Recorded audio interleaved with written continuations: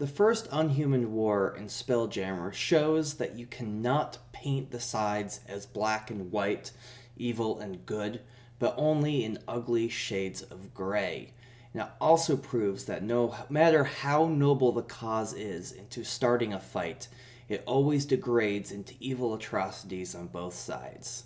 What's up everybody, my name is Justin and welcome to Game On. We're a channel all about tabletop gaming, and today we are going to be talking about Spelljammer lore because the new 5th edition Spelljammer is coming out, and if you're anything like me and you want to make a older edition Spelljammer sandbox style game, the first and second Unhuman Wars are going to be very important for you. So let's get into the lore of the first Unhuman War, also known as the Great Hunt. So before we talk about the specifics of the first Unhuman War in Spelljammer, I want to talk about the setting. And the setting specifically is usually taking place in something known as gray space. Gray space is a single crystal sphere, though the first Unhuman War did spill out into the Phlogiston and to some other crystal spheres. The main battles took place in something known as gray space. Gray space is a specific crystal sphere where Earth, O-E-R-T-H, Earth, is the center of the galaxy and solar system. So even the sun and all the planets revolve around that. And wild space, which is that space vacuum that is around the planets, in between planets that we know of so much, even in our real life, in this crystal it's specifically called gray space. So gray space is wild space, but not all wild space is gray space. I just wanted to clear that up so we can get a better understanding of where most of the battles took place in the first Unhuman War. So collectively, the first and second Unhuman Wars are called the Unhuman Wars, though at the time it was called the Great Hunt because it wasn't known to be part of a collective of two big wars. Sort of analogous to our First World War and our Second World War, because at the first it wasn't considered the First World War. It was considered the Great War, so they didn't expect a second one to happen. It was the war to end all wars. And why is this called the Great Hunt? And why is it wrapped into the Unhuman Wars? Well, it's because it was a whole bunch of unhumanoids, such as goblins, kobolds, orcs, trolls. They were creating atrocities and shipping issues between a lot of planets in gray space and out in other spheres. Most of the time they would just do simple attacks, raiding like pirates. Doesn't seem that evil, though that's up for debate on whether or not piracy is evil.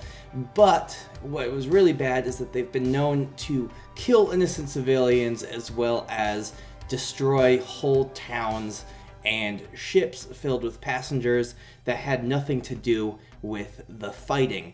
And that made the Elven War Fleet very, very angry. The Elven Imperial War Fleet could not take this anymore, and after watching elves, dwarves, and human civilians getting killed by this murderous, loose coalition of pirates, they decided to declare war on all of them.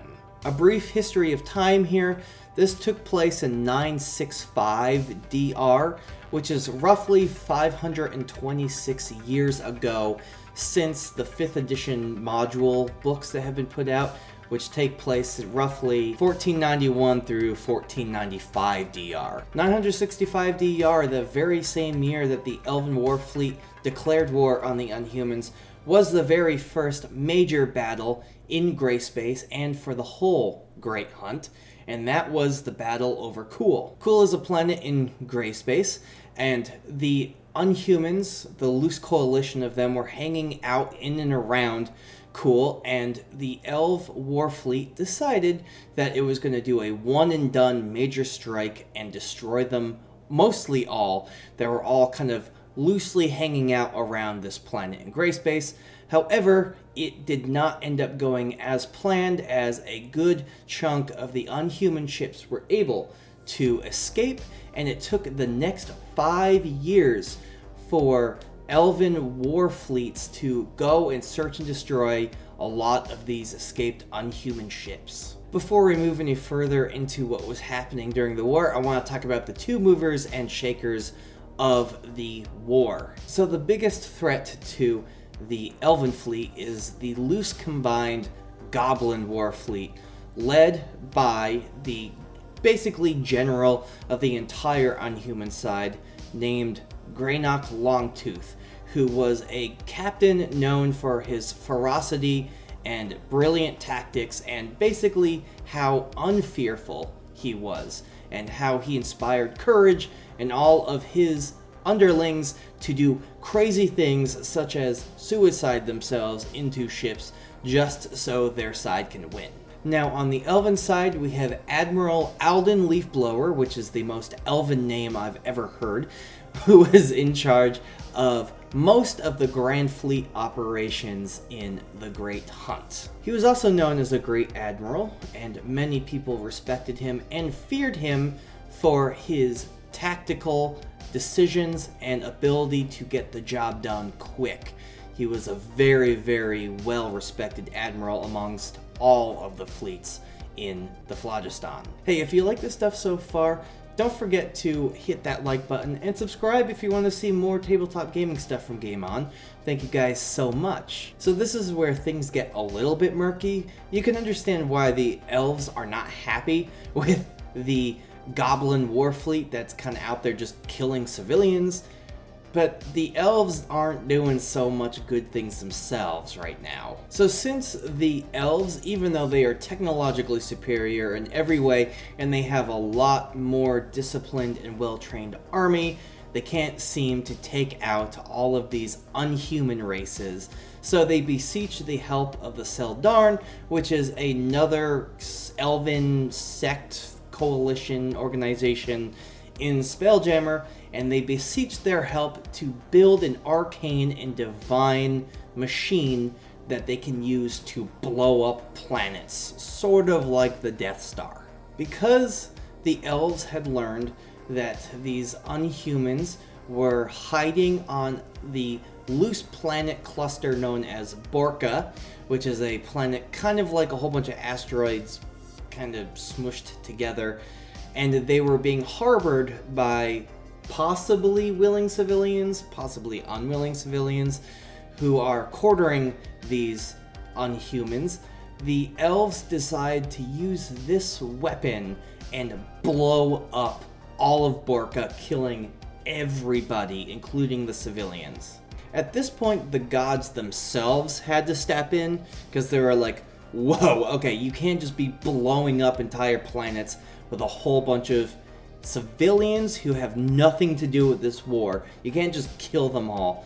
And that is kind of a weird thing, because think about it, the elves we like to think of as good, and they are literally killing civilians here. So they decided to make a policy where they're not going to use this weapon anymore, because they decided that killing innocent civilians is even too much. I was with the elves for the beginning of this because I thought that what the Unhumans were doing was bad because they were also killing innocent civilians.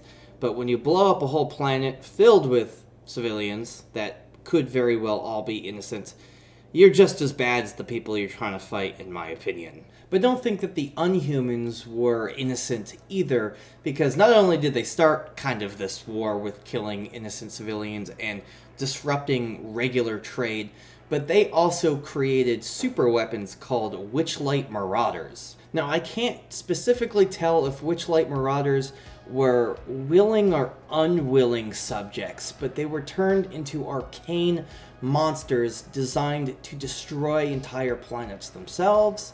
But luckily, the Elven War Fleet killed most of them before they could be used.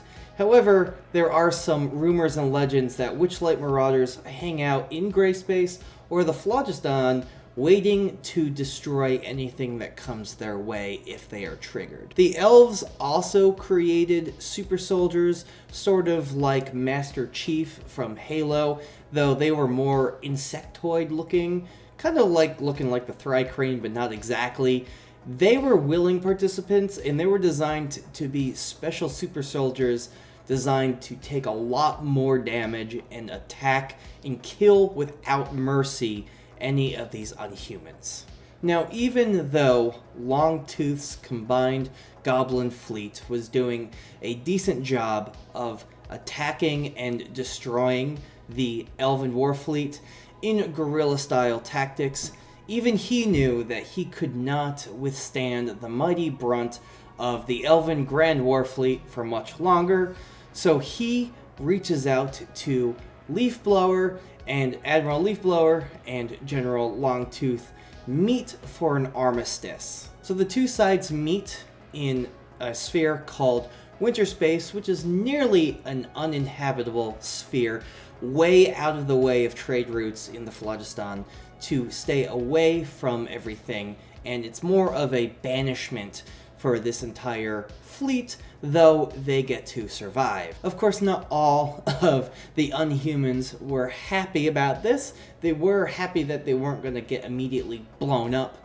by the Elven fleet, but a lot of them wanted to fight back, and the orcs, some of the orcs, were taken into Winter Space by a General Dugash, who was a brutal military leader, and they went to a planet that no one really knows what planet they went to in Winter Space, and they trained and trained and trained because General Dugash is going to raise up the ranks and become maybe analogous to somebody else in our human history that started another giant war. So rumor has it, with the 5th edition books, this probably won't mean much to you because most of it is going to take place in the Astral Sea and not in Wild Space or the Phlogiston. However, if you're like me and you're going to take the 5th edition rules and implement them into a more regular Spelljammer sandbox crawl game, I think that this has some very interesting implications that you can use in your own game if this takes place after the first and second Unhuman War. Why? Because I think they add some really interesting variety to the encounters that you can have in space. The first one being the Witchlight Marauders. Remember, they're still out there, so I don't know exactly how to describe what a Witchlight Marauder is because there's no real description of them. They're some sort of evil, arcane, and evil, divine, magical creature that can destroy entire planets. So that'll be up to you as the DM to kind of figure out how the players will have to deal with that, or if it's just a threat that you know of but isn't going to be the main setting or main bad guy of your setting, that's perfectly fine. But just having that as a nugget of lore is really interesting, as well as the skeletal minefields, because the Elven Necromancers decided to curl up skeletons, kind of like how the droids in the prequels for Star Wars kind of all curled up and then they get up and they move around. Well, think of a whole bunch of skeletons kind of in a loose minefield, all curled up into a ball, and they're designed to attack warships when they jump into their local area. So think of all these mean skeletons that are just designed to take down whatever jumps into their area. And if they're designed to take down warships, imagine what it's going to be like when your players jump in with just a trade galleon and there's like 300 skeletons trying to get on board. It doesn't matter what level they are, 300 skeletons is still a lot for even level 20s. So let us know in the comments if this is going to help you run a Spelljammer game, learning about the First Unhuman War, as well as let us know what other lore you want to hear about Spelljammer. My name is Justin, I thank you all very much for watching, and remember to game on.